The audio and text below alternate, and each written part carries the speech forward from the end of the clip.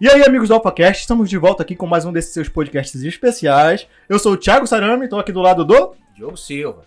E hoje a gente está com um convidado, como sempre, Diogo especial. Muito especial. Todo mundo que vem aqui é especial, a gente sou um pouco falso, mas não, é verdade, porque fazer um podcast em Belém é um desafio. Porque a gente tem que sempre procurar pessoas interessantes, e isso era o que a gente pensava no início, Diogo. Exatamente. Só que, cara, Belém tá cheio de figuras, de personalidades, de artistas e políticos muito interessantes pra gente conversar num podcast. Exatamente, que uma TV aberta e um outro programa aí de um canal maior, com certeza não iria passar, não ia ter esse bate-papo aí. Até pra gente conhecer nossas figuras aqui de Belém do Pará. E com o tempo, né? Disponível, porque a televisão não tem. Uhum. E como o nosso convidado é um político, é chato, mas eu preciso fazer este pequeno preâmbulo. Uhum. Aviso. Nós, do AlphaCast, não temos partido. Nós, pessoalmente, como seres humanos, como cidadãos, com certeza temos nossa opinião política. Porém, o podcast ele é apartidário, não tem lado, não tem nada. A gente faz convite para todos os tipos de políticos, de esquerda, de direita, PMDB, PSDB, blá, blá, blá, blá, todas as letras que tu possa imaginar, a gente faz convite, a gente entrevista simplesmente quem aceita e quem vem. Pois é. Porque sempre tem aquela pessoa chata, não sei o que, vai puxar para um lado, vai puxar para o outro. Não, a gente convida todo mundo. Aqui na nossa conversa de bastidor, nós estamos aqui com o delegado Eguchi. Exatamente. Ele já falou assim, olha, não quero nem acertar papo nenhum, não quero conversar, bora, faz a pergunta que vocês quiserem aí. Corajoso, assim que é o convidado. Bom. Entendeu? Então, isso aqui eu tô falando, a gente nem combinou nada, eu tô falando porque eu gosto de gente que chega aqui e não quer combinar conversa, não quer combinar pergunta. Uhum. Então, o papo vai ser livre, descontraído. A gente vai perguntar o que tiver que ser perguntado. Ele já disse que a bandeira tá branca aí pra perguntar o que quiser. E vamos começar nosso papo. Delegado Eguchi. É um prazer estar aqui no podcast. Para mim é sempre uma honra participar de um podcast, até porque eu acho que a população precisa se informar dos bastidores da política. Muita gente não conhece e fica vendo a rede social, fica vendo o WhatsApp da vida, e nisso tem muita fake news. Numa conversa, num podcast, tem um bate-papo aberto e tem coisas que acontecem nos bastidores que a gente precisa esclarecer. E eu estou aqui para esclarecer qualquer dúvida a respeito de qualquer assunto. Como eu falei, eu não tenho restrição, não devo nada. Eu acho que a gente tem que vir aqui aberto mesmo para o podcast é um bate-papo tranquilo que a gente tem que orientar, esclarecer e tirar dúvidas de quem quer que goste de política ou não. Tem gente que não gosta, mas aprende a gostar. Então eu estou aqui à disposição e vamos conversar. Pode começar com qualquer tipo de pergunta. Perfeito. A questão da política, querendo ou não, gostando ou não, acompanhando ou não, faz parte da vida em sociedade. A gente não vive, a civilização ocidental não vive sem a política. Né? Então a gente precisa, bem ou mal, concorde ou não, conviver com isso e aprender. É melhor a gente aprender as regras do jogo para depois não ser iludido. O senhor é delegado. Delegado da Polícia Federal. Pois é, o que levou um delegado da Polícia Federal a enveredar? Não, eu vou aqui pra política, não tava muito bom, não tava aprendendo muita gente ali como delegado, como era isso? Quando você começou a explicar o que é a política, é exatamente o que eu pensei. Eu, como delegado de Polícia Federal, já com há muitos anos de atividade, trabalhei em todas as delegacias possíveis dentro da Polícia Federal, participei de todo tipo de operação, inclusive essa da Reserva Yanomami. Sim. Eu estive lá em 2008, Raposa Serra do Sol, que era a operação, que é o nome da reserva. Eu fui um dos pioneiros lá a participar da operação que retirou os arrozeiros e entregou 1/3 do estado de Roraima para os Yanomamis. Nossa. Tá? Eu não vou entrar nesse mérito, porque senão a gente muda Mas depois a a gente gente vai falar volta nisso, mas tem interessante isso daí. Importante. É interessante um detalhe da política, inclusive. Mas o que acontece? Eu fui contra. Inclusive nessa operação, eu fui contra retirar os arrozeiros. Porque eles pegaram 1/3 do território de Roraima e entregaram na mão de 10 mil índios na época. Hoje parece que tem 30 mil, mas tudo da Venezuela, viu? A maioria, porque a reserva Yanomami, o povo Yanomami vive ali na fronteira Brasil-Venezuela. As fronteiras do Estado brasileiro não Então, correspondem. esses Yanomamis que estão morrendo de fome foram os que vieram da Venezuela. Não foram os que estavam aqui no Brasil. E assim, voltando. Nessa época, em 2008, que eu nunca pensei em entrar em política, Eu participei da operação, retiramos os arrozeiros, inclusive o Dr. Quartiero, hoje está aqui na Ilha do Marajó, um dos maiores produtores de arroz do Brasil. Era responsável por 10% da economia de Roraima, os arrozeiros, até mais eu acho, e foram obrigados a sair. Eu não concordei por quê? Porque existia uma, digamos assim, o que os arrozeiros queriam? Eles não queriam mais terra, eles queriam permanecer onde eles estavam. O tamanho da reserva é monstruoso, é maior do que muitos países no mundo.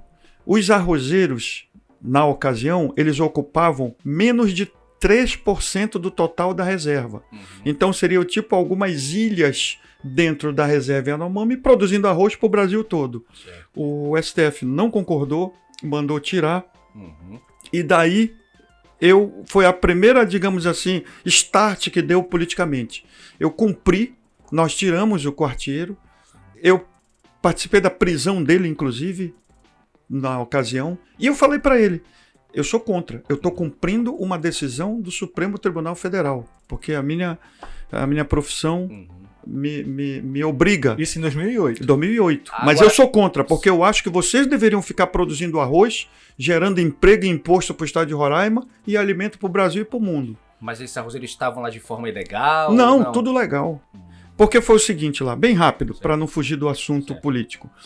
Foi feito um estudo antropológico dizendo que ali era a terra dos Yanomamis. Aí vamos voltar para ver quem fez esse estudo antropológico. Foi uma antropóloga que nunca esteve em Roraima. Então, ela fez o estudo e disse, tá, que é deles mesmo, mas nunca esteve em Roraima, não viu a importância do setor agropecuário ou agrícola que plantava arroz lá, que era, como eu falei, em torno de 10 a 20% da economia do estado. Que tiraram porque os índios tinham que permanecer lá. Mas já que estamos no assunto, eu vou voltar agora para esse caso que eles estão passando fome. A pergunta que eu queria fazer é o seguinte, para os que defendem os Yanomamis, que eu não sou contra não, tá? Quero deixar bem claro, eu acho que eles têm direito, tá? Mas a minha dúvida é a seguinte, se tiraram 1/3 do estado do Roraima para o povo Yanomami, para ele ter onde pescar, onde caçar, onde se manter, onde tirar os remédios da floresta, porque eles estão com fome e adoecendo. Se é para não aculturar um povo indígena, por que a gente vai dar alimento, escola, remédio?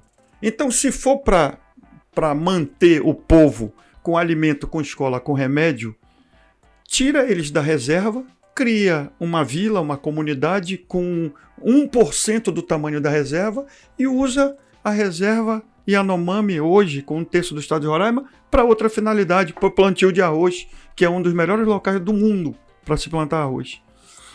Se é para manter eles com a cultura deles, qual é a cultura deles? Caçar, pescar, viver a vida deles, falar o idioma deles. Então isso para mim, sabe, não bate. Se é para deixar eles vivendo a vida deles, que deixa a vida deles. Eles caçando, pescando e pegando o remédio da floresta. Se é para suprir de todas as necessidades, não precisa de 1/3 do estado de Roraima. Então, isso para mim é uma incógnita aí que eu gostaria de uma explicação lógica. Faz sentido. Isso é interessante porque esse tipo de visão, que é um outro, e a sociedade tem que ser feita através de debates, esse lado não é falado. Essa ideia, esse raciocínio, é como se, não, tu é contra, então tu vai ser colocado ali de escanteio. E tem que ser colocado essas ideias que não vem a grande mídia, né? Só vem o que interessa realmente ali daquela situação triste que está acontecendo lá, mas não tem o antes, como chegou nisso, né? Tu não vendo. E a ideia divergente é demonizada, né? E isso. Porque tu não é o cara humano, tu não é humanizado. A pessoa não tenta olhar de uma forma lógica pro argumento, já vai dizer, então tu não gosta dos indígenas, então tu quer que eles morram. Então, eu quero deixar bem claro, eu não sou contra, não tenho nenhum tipo de divergência com os indígenas, eu só acho que tem alguma coisa estranha nesse meio. Como eu falei, é muita terra para não se produzir, para não se pescar, para não se caçar, para não se plantar. Se for para eles não fazerem nada disso, porque se fornecer o alimento, eles não vão precisar pescar, nem caçar, nem plantar. Então não há necessidade de ter 1/3 do estado de Roraima para eles. Tá? Se é que eles vão ficar com 1/3, deixa eles viverem a vida deles. Finado Enéas já falava disso aí da Amazônia. Olha, não é possível. O pessoal tá de olho nos minérios, no que tem no solo. Por isso que essa preocupação toda com ONG, essas coisas. Assim. E a minha formação é na área ambiental e fundiária. Tá? Eu fiz primeiro economia, depois fiz direito e me especializei na área ambiental e fundiária, onde eu fui para a Interpol por causa de uma operação a nível internacional que eu coordenei aqui em Belém como chefe da delegacia, mas claro que eu sou uma peça na engrenagem, a operação é de todos lá da Polícia Federal, e com essa operação nós conseguimos desarticular um esquema de venda ilegal de madeira nobre para Estados Unidos e para Europa. E eu fui para a Interpol e lá na sede da Interpol em Lyon, eu fui sabatinado, a plateia só tinha americano e europeu, o único brasileiro era eu, o único sul-americano era eu, e eu fui sabatinado com eles, com todo tipo de acusações contra o Brasil. E eu falei assim, vocês sabem por que existe o comércio ilegal de madeira nobre? Porque vocês compram. Ninguém vai tirar uma árvore do meio da floresta, usar uma balsa caríssima, ter equipamentos caríssimos, ter uma estrutura que cidades do interior não têm para não ter lucro. Se ele faz tudo isso de tirar uma árvore no meio da floresta com balsa, com avião, com máquina, com pá carregadeira, com carreta, fazendo estrada, é porque ele tem lucro. E esse lucro vem de quem compra madeira. E eles sabem. Eles sabem que a maior parte da madeira que eles compram, ou que eles compravam, eu não sei hoje, porque isso foi em 2015, e eu estou afastado dessa área ambiental, mas na época eles sabiam que a maior parte da madeira era de origem ilegal e continuavam comprando. Mantendo o comércio. E isso você não vê É a mesma coisa, televisão. Não vê na televisão. E eu fui sabatinado, fui encostado na parede, por que isso, porque o Brasil não faz isso. E lá eu falei, vocês não têm ideia do tamanho do Brasil. O estado do Pará, de onde eu sou, é 2 vezes... A França, que é o segundo maior comprador de madeira, na época, do mundo, do Brasil, o estado do Pará cabe em 2 Franças. 80% do nosso estado, talvez até mais, é floresta sem estrada. É floresta que não tem como ter acesso. Floresta bruta. Floresta até virgem. Impossível de se fiscalizar. Sim. Sem uma estrutura muito grande. E na época eu falei para eles que eles se assustaram. Eu disse, vocês sabem quantas pessoas trabalham na delegacia que nós fizemos essa operação gigantesca a nível internacional? Na ocasião eram 6 pessoas. Nossa. Que trabalhavam na delegacia para fazer uma operação que desarticulou venda em Europa, Estados Unidos, tudo. Ele não tem ideia das dificuldades que nós temos. Do apartamentinho lá da Zona Sul, Diogo. Não dá pra ver essas coisas. Não dá. É a mesma coisa na política. Sim. Como eu falei no início, os bastidores ninguém vê, só vê algumas coisas que saem na mídia, mas os bastidores... A gente vai falar dos bastidores. Então, vamos lá. Mas a gente vai ter que tirar logo o elefante da sala, porque tem muita gente que já assiste pra... criticar. Claro. E o programa é feito pra eles também, pra Sim. quem vai criticar, pra quem vai elogiar. O senhor é delegado de polícia federal. Isso. Depois que o senhor entrou na política, alguns casos repercutiram na mídia. Muito. Quem tem televisão em casa, internet, pode saber do que eu tô falando. Sim. Casos não lícitos, digamos assim. E o pessoal que é ligado na política, porque tem gente que tem... A maioria tem memória curta. É. Não sabe nem quem votou nas Sabe últimas nem quem votou eleições. nas últimas eleições. Verdade. Aí, a minha primeira pergunta é, antes desse processo político, que o senhor se envolveu na política, existiram casos como esses? Ou é uma coisa que surgiu na sua vida depois da política? Eu vou entrar logo no assunto. É só pegar meu CPF e jogar no Google. Isso eu falava em 2020. Pegue meu CPF, jogue no Google e veja a minha vida.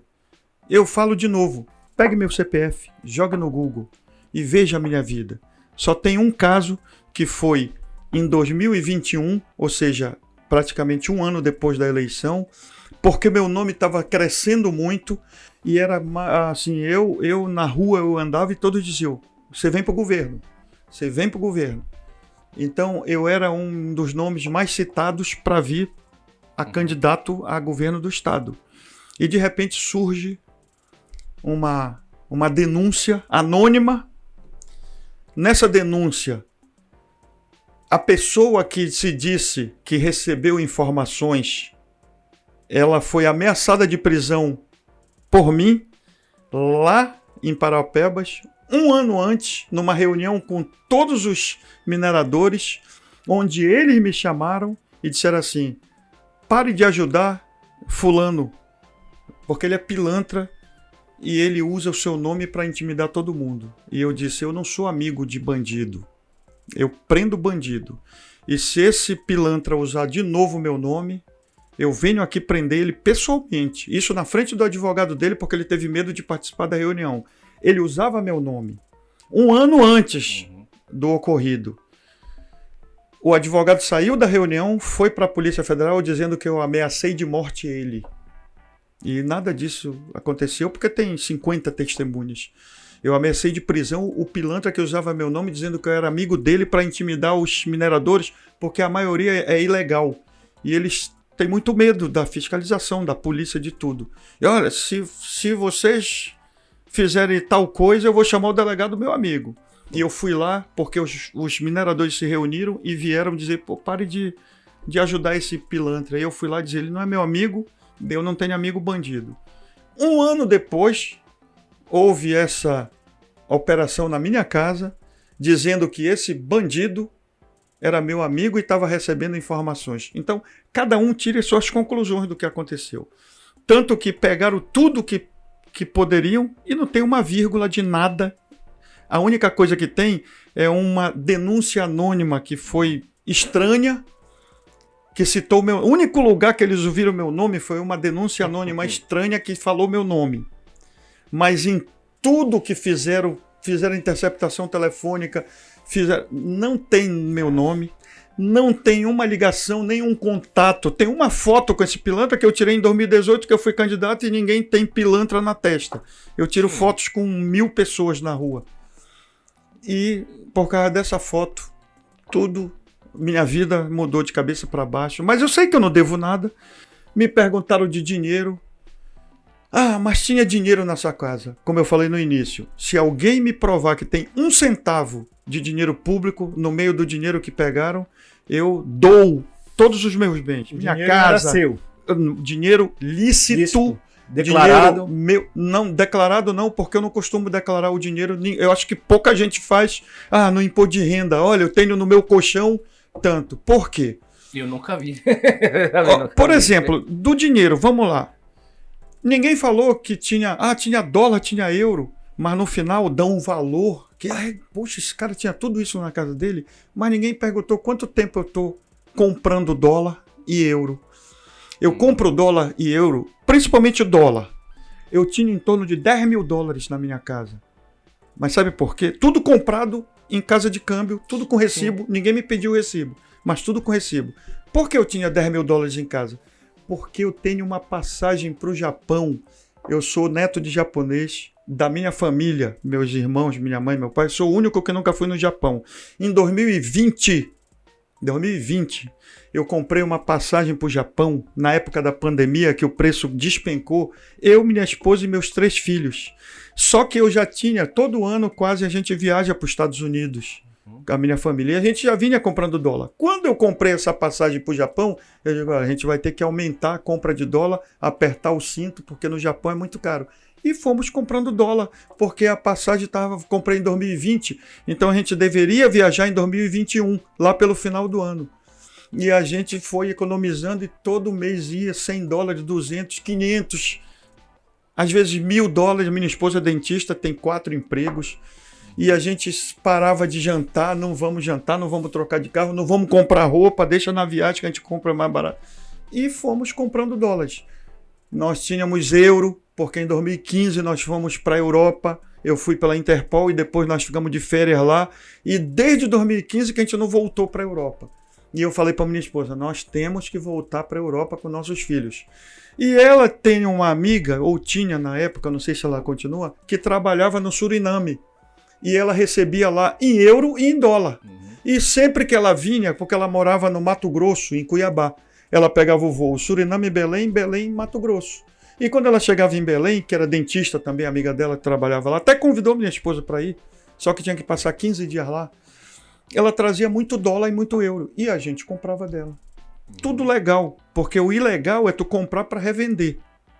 Mas tu comprar, adquirir para utilizar, não é crime. Sim. E nós comprávamos euro, que era para viajar para a Europa, porque nós também... Eu tenho 2 passagens compradas que eu não vou usar, porque eu não tenho dinheiro para ir. Uma para o Japão, eu com meus 5 filhos, e uma para a África do Sul, eu com meus 5 filhos. O dinheiro ficou apreendido até hoje? Até hoje está preso o nosso dinheiro. Ali no meio tinha a cirurgia plástica da minha esposa, que eu vim saber depois que prenderam o dinheiro, porque eu sou contra. Ela sabe que eu sou contra. E eu era contra ela fazer uma cirurgia para tirar isso, aquilo, que a gente vê tanta tragédia. Eu falo, não precisa. Tá bom assim. Eu amo você desse jeito. E aí ela começou a guardar, porque, sabe, a mulher é muito vaidosa.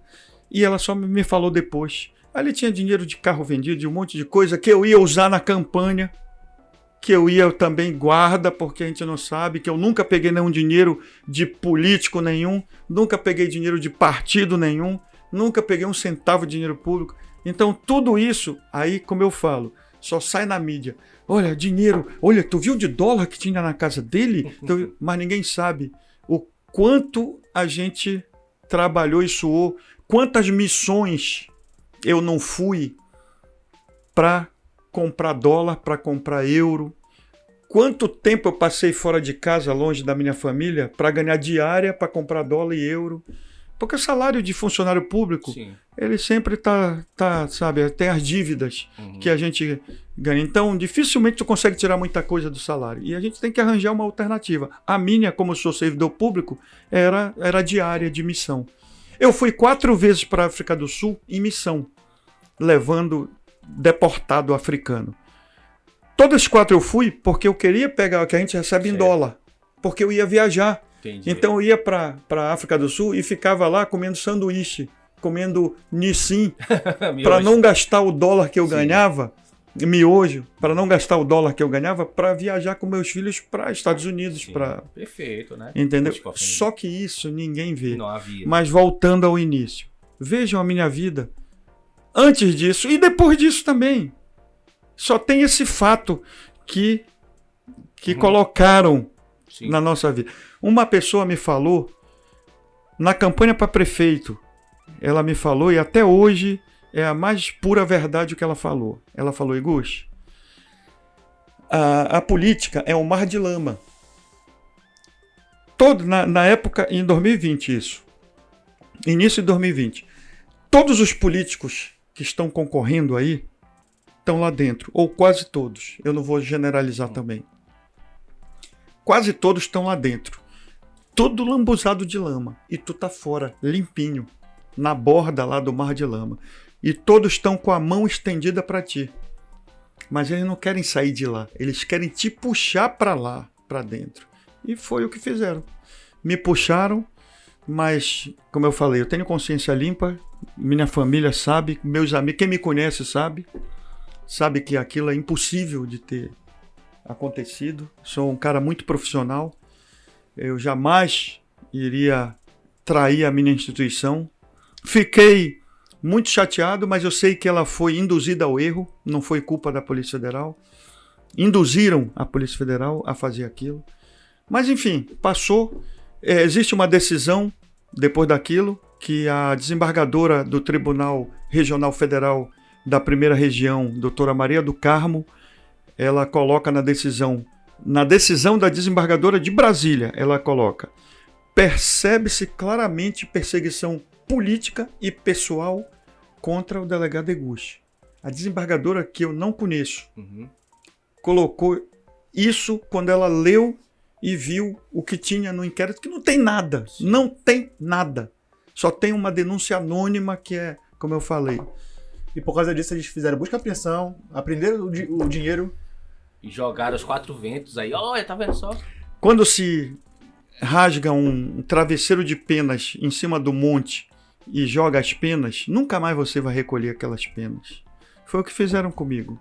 A gente sabe que quando a gente se torna político, a vida da pessoa é escrutinada e acaba atingindo parentes. Como não pegaram nada, fizeram isso contra mim. Mas aí, parente seu, irmão, alguma coisa. Teve um irmão meu que teve um problema, meu irmão mais velho, que por sinal é um cara muito, muito correto. Dele ser tão correto, ele se envolveu, ou envolveram ele numa bandalheira. Só que ele não está. Ele tinha uma empresa de 30 anos na área ambiental, ele é engenheiro florestal, e essa empresa, 30 anos, nunca atrasou um dia, 1 centavo de imposto. E ele resolveu vender a empresa. E ele vendeu para umas pessoas que usaram a empresa para pilantragem, por ela ter um passado tão correto. E usaram para pilantragem. E ninguém foi na junta comercial ver que ele não era mais dono da empresa quando ela começou com a bandalheira. E aí envolveram o nome dele. Mas aí foi só notícia ou realmente teve inquérito, investigação? Teve investigação que comprovou que ele não era. Mas como eu falo, depois que joga tira as penas do travesseiro de cima da montanha, não tem mais como recolher. O Romeu Tuma Júnior, salvo engano, ele é o autor de 2 obras excelentes aqui, que é Assassinato de Reputações, que é uma constante não só na política brasileira, mas norte-americana, enfim, que é justamente isso. Se joga na primeira página do jornal o escândalo. Se é e nunca é verdade, é apenas para fazer ali o chamariz. E também é complicado, porque eu vou usar entre muitas aspas aqui a sua justificativa. Porque é muito complicado se defender de uma situação como essa. Eu imagino que seja porque todo o político vai dizer que está sendo perseguido. É a desculpa de qualquer político que se vê envolvido em um escândalo de... Como eu falo, é só olhar minha vida antes. Só olhar minha vida antes e ver a decisão da desembargadora. Não sou eu que falei, foi a desembargadora. E isso eu tenho falado de que é um político que chegou na vida política tarde, digamos assim. Tarde, incomodando. O meu crime foi incomodar o sistema. Esse foi o meu crime. E eu incomodei, mas não sou eu. Não tem que brigar comigo, tem que brigar com Deus. Foi ele que me puxou de uma vida tranquila, de uma vida onde eu pensava já na aposentadoria e me colocou numa guerra que não tem... vale tudo. E eu, como um policial, achando que todos cumpririam a lei, todos seriam leais, entrei numa guerra e nessa guerra valia mordida, valia dedo no olho e eu não usava. E não uso. Eu continuo não usando as armas que os pilantras que estão na política usam. O senhor acha que o que teve com seu nome foi mais ou menos o mesmo fenômeno que aconteceu com o Bolsonaro em 2018? Porque é alguém que vem totalmente de fora da política, eu comparo, desconhecido, e de repente o nome começa a circular pela sociedade. Tem uma diferença. O Bolsonaro já tinha 28 anos de vida política e eu 0. Eu não tive padrinho político, eu não tive partido que se envolvesse, porque eu não recebi nem um centavo. E apesar de você ter apoiado o Bolsonaro, mas não lembro de na campanha ter alguma coisa de envolvimento com o Bolsonaro, na sua campanha na prefeitura, teve? Na verdade, o eleitor me associou ao Bolsonaro. Eu sou conservador, mas não sou radical, não. Eu sou... O senhor foi na frente do quartel? Não. Eu acho que não era... digamos assim, no meu caso, por eu ser funcionário público, não era saudável para eu estar lá. Que eu, como delegado de Polícia Federal, está protestando contra instituições públicas na frente de um quartel, eu provavelmente ia sofrer severas punições na minha instituição. Mas eu não sou radical, tá? Me compararam com o Bolsonaro, mas eu não sou o Bolsonaro. Sim.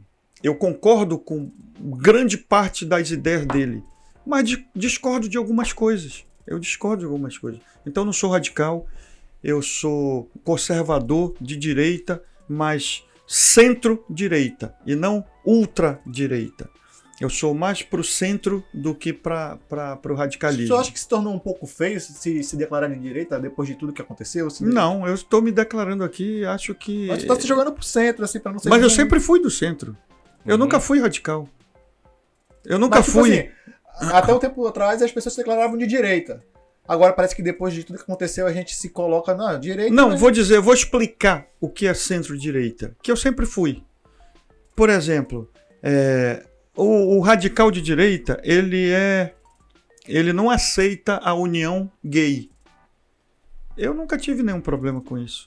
Tanto que vários homossexuais declararam voto em mim e eu tenho várias fotos aí, várias pessoas se aproximando. Eu sempre tratei muito bem, até porque eu tenho sobrinhos que são homossexuais, que têm o seu parceiro, seu companheiro ou sua companheira. E a única coisa que eu peço é respeito. Mas cada um tem que ser feliz do jeito que melhor lhe prover. E eu acho que cada um tem que procurar a sua felicidade. Mas desde que não afete a vida do seu vizinho. Então o que eu peço é respeito. Mas cada um tem que viver sua vida dentro do que se acha... onde vai se achar feliz. Se é tendo um homem, tendo um companheiro homem, vai ser feliz, ótimo, ele tem que ser.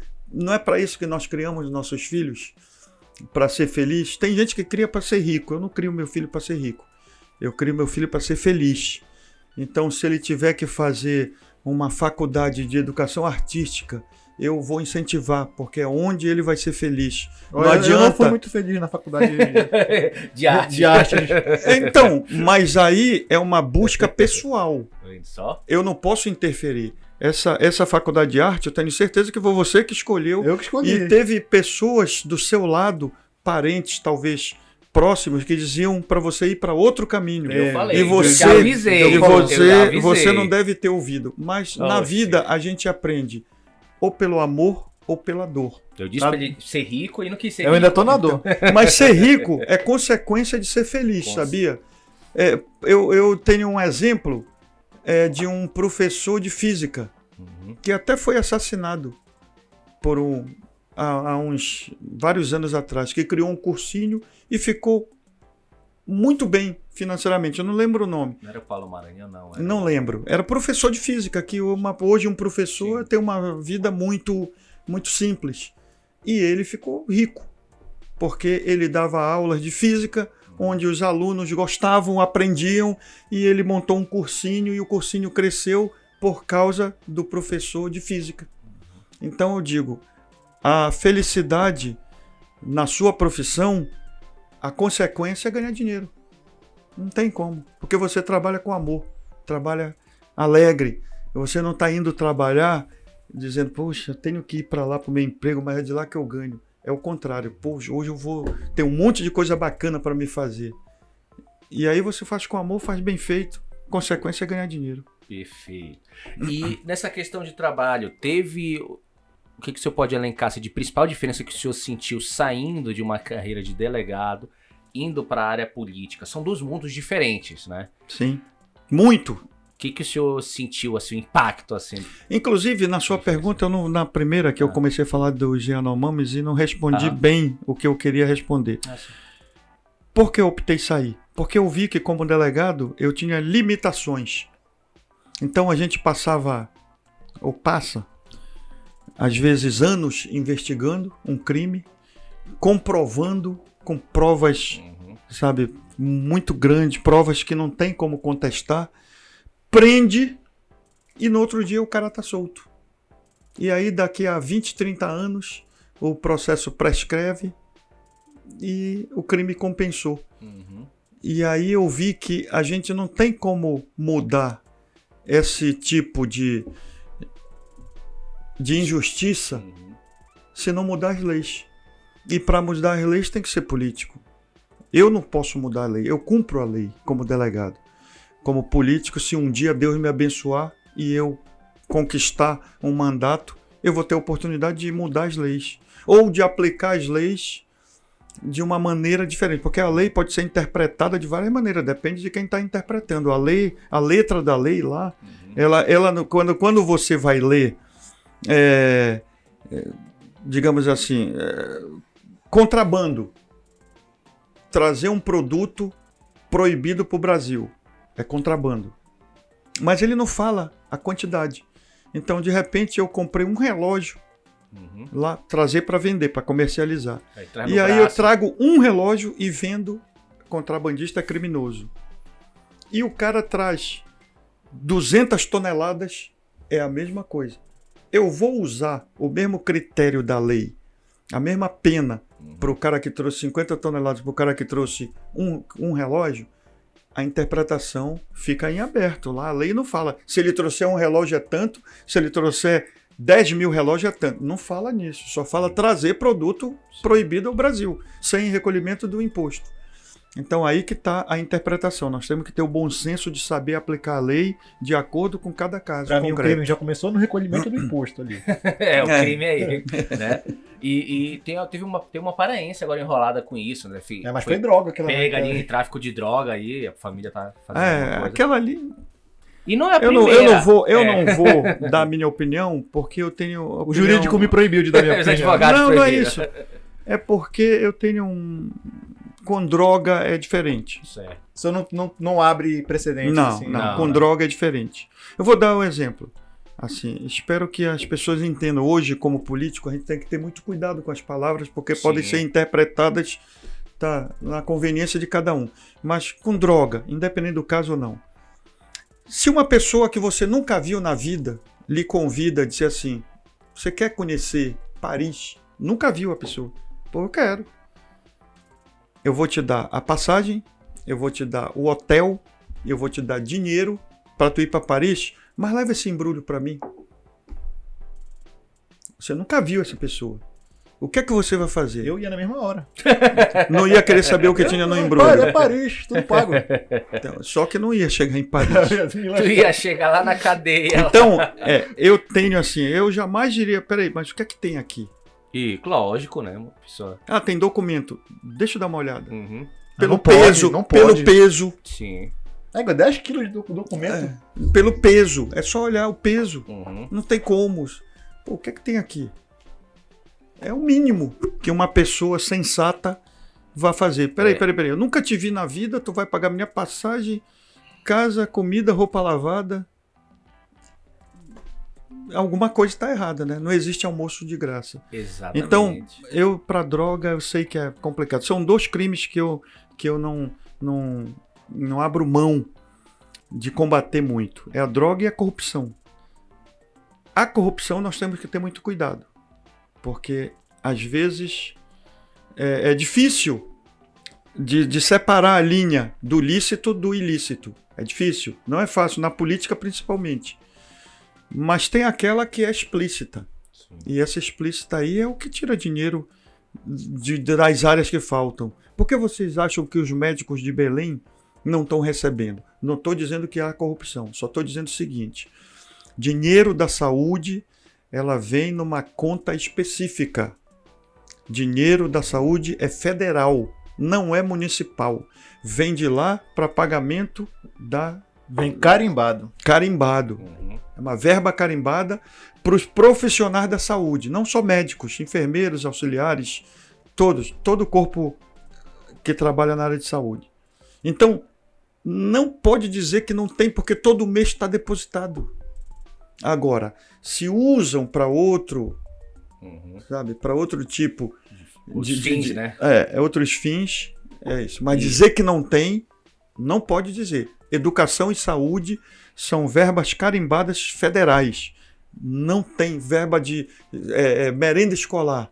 Não tem como um prefeito falar que não tem dinheiro para merenda, porque é carimbada, todo mês chega. Perfeito. E essa questão da hora da saúde, né? Anos atrás, na época de pandemia, eram os heróis, né? Os heróis aí da saúde, os médicos, os enfermeiros. Coitado dos enfermeiros, hoje estão lutando ali, suando para poder conseguir receber o piso, que é um direito deles e não é pago, né? Inclusive, se você for médico ou tiver um enfermeiro, escreve aí E Vai vir médicos aqui, fizeram falar greve, né? No final do ano passado, aqui em Belém, Sim. das Eu UPAs. só tenho a dizer o seguinte, em 2020, quando eu fui candidato, e infelizmente a população, a gente sabe o que aconteceu, mas escolheu o atual prefeito, foi tragédia anunciada. Para mim não é surpresa. Eu acho que está até sendo menos do que eu esperava. A tempestade está sendo menor. Mas tá no começo ainda. Eu acho que a tempestade está sendo menor devido ao governo do estado estar ajudando muito, porque senão a tempestade era maior. Sim, sim. Mas, felizmente, vivemos numa democracia onde teremos oportunidade em 2024 de escolher Para mudar. mudar ou Sim. permanecer. Sim. Aí a eleição, Eu vou lhe fazer o uma eleitor que vai Vou fazer decidir. uma pergunta, porque se eu me colocasse na política para concorrer de repente ao cargo de prefeito de Belém, eu teria muito medo de dizer que vou fazer, vou acontecer, vai mudar isso, esse quadro vai mudar, isso aqui vai mudar, Sim. e depois eu chego lá e não consigo. Porque eu não sei o que tá me esperando. Eu vou Você lhe não tem dizer. esse medo de chegar lá e não conseguir? Não, de não conseguir, não. Eu posso não conseguir realizar 100% do que a gente tem ideia ou do que a gente propõe. Mas a maioria a gente consegue. Vou dar alguns exemplos. Mercado de São Brás. O antigo prefeito Zenaldo, ele tinha feito a concessão do Mercado de São Brás até para o grupo Maiorana, para o Rômulo Maiorana. E eu lembro que o contrato foi em torno de 50 milhões. O atual prefeito pegou de volta, cancelou e está refazendo por 100 milhões. Os 50 milhões que o Zenaldo transferiu a concessão para o Rômulo não ia sair do cofre público, ia sair da PPP. Sim. E depois ele ia ver do jeito que ele ia retornar esse investimento. Quer dizer, não ia sair um centavo da prefeitura. O dinheiro que está sendo lá, a maioria é da prefeitura. Então, se ele tira para colocar no Mercado de São Brás, o cobertor é curto, vai faltar em algum lugar. Quando eu estava candidato, que grandes possibilidades de ganhar, vieram muitos empresários comigo, muitos, não só do Pará, não só do Brasil, do mundo. Vou dar 2 exemplos.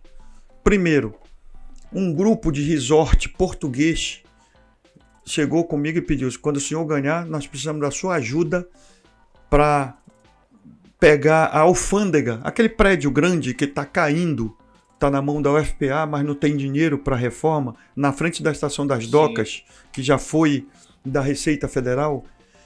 E eles disseram: nós queremos comodato, nós não queremos doação, nós não queremos ser dono, nós queremos utilizar durante alguns anos, nós vamos investir muito dinheiro e vamos transformar num hotel 5 estrelas. Nossa. Não ia sair um centavo de dinheiro público. Ia ser um contrato de comodato que a União ia fazer, como o prefeito ia interferir para dar o aval, para transferir para esse grupo de resort português, que é um dos maiores do mundo, e eles iam investir centenas de milhões de reais para transformar num hotel 5 estrelas na frente da Estação das Docas. O segundo exemplo, sem um centavo. O segundo, a maior empresa de PPP do mundo me procurou. Foi a mesma que fez o Porto Futuro no Rio de Janeiro, foi a mesma que transformou Cartagena na Colômbia, um dos maiores pontos turísticos da América do Sul, onde Cartagena, antes dessa empresa, era abandonada, como eles me falaram. Cartagena é igual Belém, muito lixo, abandonada. O senhor ganhando, se o senhor assinar a concessão, nós vamos transformar a Cidade Velha, toda a Cidade Velha e a área do comércio na pequena Lisboa. Sem um centavo de dinheiro público. Eles iam reformar tudo. E aí eu perguntei: mas e esse dinheiro? Não brota em árvore. Eles falaram: as empresas de cruzeiro vão querer investir para parar aqui. As empresas de hotel, as hotelarias, restaurantes. Foi o mesmo que eles fizeram no Porto Futuro, no Rio de Janeiro. Quem conhece lá sabe que ali era a antiga Praça 15. Lá era o local da Cracolândia do Rio de Janeiro. E hoje é um dos maiores pontos turísticos do Rio de Janeiro. E eles me falaram mais. É o mesmo tamanho de Belém, da parte de Belém que eles iam trabalhar. É o mesmo tamanho, são 500 hectares. É o tamanho da Cidade Velha com comércio. Aí eu perguntei, mas lá quem foi que investiu? As incorporadoras. Ali era uma área que ninguém queria, era a Cracolândia. Então o que eles fizeram? Fizeram o projeto, chamaram as empresas de engenharia, as construtoras, incorporadoras, tudo, e disseram, olha, isso daqui vai virar um... Compraram tudo que é terreno, tudo que é área, tudo que é prédio imóvel ali que ninguém queria, a preço de banana. E isso daí teve depois que inaugurou... Lucraram com isso. 1.000.000% em cima. Tinha até terreno ali que, se bobear, o Tava dono bom, pagava pra se livrar. E hoje é uma das áreas... Aqui em Belém a gente tem não vou dizer que é problema, que é muito forte, mas é um empecilho, vamos dizer, nessa questão de construção na Cidade Velha, que ela é tombada. E isso já gerou muita discussão. É o tema que não seria discutido se estivéssemos numa universidade, né? Porque eu acho que lá eles são totalmente contra mexer. O problema é que até para os donos que moram ali, para eles mesmos fazerem suas reformas... Complica aí, pega fogo e destrói tudo. Tá, então deixa eu falar sobre construção civil. Também em 2020. Você sabe quanto tempo demora para uma empresa que quer construir um prédio em Belém de conseguir o alvará de construção? Estava em 2020 em torno de 1 ano e meio. Você sabe quanto tempo uma empresa que quer construir um prédio em Fortaleza consegue o alvará de construção? 2 dias, 48 horas. Por quê? Porque aqui em Belém, eles querem que a empresa preencha todos os requisitos, faça todo tipo de modificação, tudo. Eles vão analisar aquele processo, eles vão fiscalizar os locais e só depois de todo o processo concluído que sai a autorização, o alvará de construção. Como é em Fortaleza? Declaratório. Como é o imposto de renda? O imposto de renda você fala, eu ganhei 200 mil. E se porventura a Receita Federal verificar alguma inconsistência, ela vai, prova que tu ganhou 200 mil, cadê? A gente ia fazer isso como é em Fortaleza. O que o pessoal da Construção Civil falou? Ninguém vai declarar, ou quase ninguém, pelo menos as grandes obras, vai declarar alguma coisa fora da realidade, ou vai mentir. Porque o dinheiro das grandes obras vem dos bancos. E o banco jamais vai admitir que o cara faça um alvará para depois dar problema e ele não receber. Então, como é em Fortaleza, declara tudo, gera o emprego, começa a obra e dentro digamos, da fiscalização, do programa de fiscalização da prefeitura, ele vai lá e vê. E sabe quantos alvarás de construção de grandes obras lá são cancelados? Nenhum. Porque ninguém mente. Porque o dinheiro é do banco. E o cara, se ele mentir, ele está enganando a prefeitura e o banco. É uma cultura de confiança, né? Confiança, mas ele tem que fazer a coisa certa, senão ele vai se dar mal. Sim, entendeu? Sim, lógico. Sim. Mas a cultura do Estado, o Estado olha para o empreendedor com... Mas com mesmo, digamos que dê problema. Digamos que a obra lá dê problema. Ele gerou 1 ano e meio de emprego até a obra ser paralisada. Aqui não pode colocar um tijolo enquanto não sair o alvará. É 1 ano e meio parado, sem emprego, sem material de construção, sem restaurante, sem táxi, sem... uma burocracia imensa. A mentalidade tem que... Acaso não seria... Imagina a mudança. Não seria essa burocracia, não sei se... Vamos lá ver se entra nessa polêmica. Não seria essa burocracia que atrapalhou, por exemplo, a questão da demora para a entrega do BRT? BRT é um Porque outro problema. Dois, né? Nós temos dois. Mas o BRT é outro problema. O BRT foi feito... O BRT era para ser feito 2 partes, o de Belém. A parte estrutural e a parte que a gente fala que é o cérebro do BRT. O cérebro não foi feito. Só fizeram as vias, os ônibus, os pontos de parada, mas o cérebro do BRT, que seria onde ia gerir todo o sistema, não foi feito. O que é o cérebro? O BRT era para ser feito com um programa que ele não pegaria sinal vermelho. Tudo dentro do sistema. O sinal era inteligente, quando ele tivesse vindo, o sinal já trocaria para ele ser... Tá, mas isso não foi feito, que é o cérebro, o software, a operacionalidade dele não foi feita.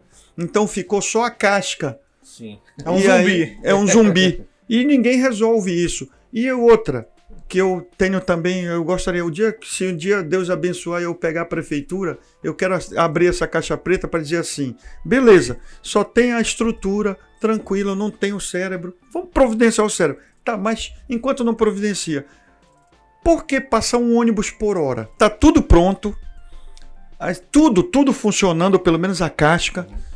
Por que não passa um ônibus a cada 10 minutos? Eu não entendo isso. Não entendo. Passa um ônibus por hora. Aí eu fico olhando e falo, cara, por quê? Por que tem tão poucos ônibus? Que mesmo mal, precariamente funcionando, mas se tivesse muito ônibus, a população ia usar. Sim.